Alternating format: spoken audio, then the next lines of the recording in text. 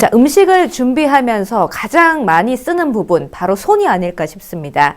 이 손을 쓰면서 조심해야 할 부분이 있다면 어떤 것들이 있을까요?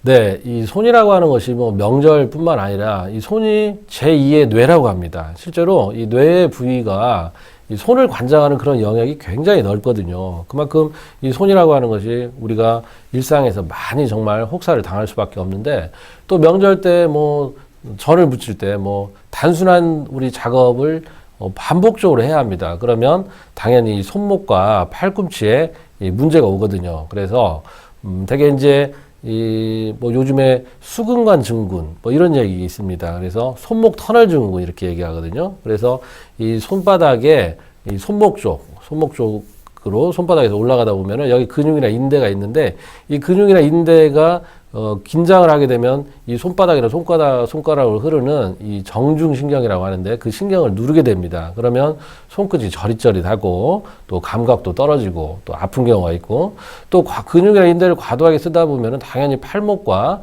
팔꿈치가 아프게 됩니다. 그럴 때는 이 팔을 자꾸 좀 주물러주고 그리고 털어줘야 됩니다.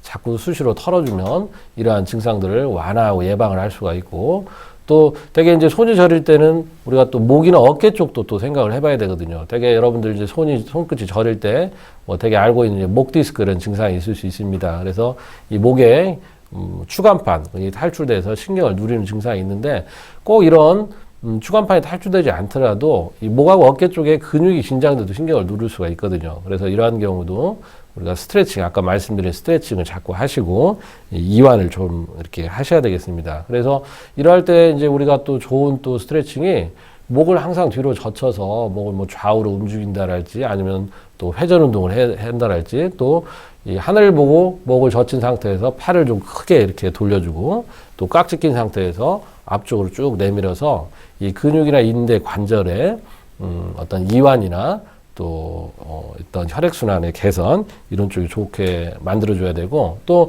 더운 물에 자꾸 담궈줘야 됩니다.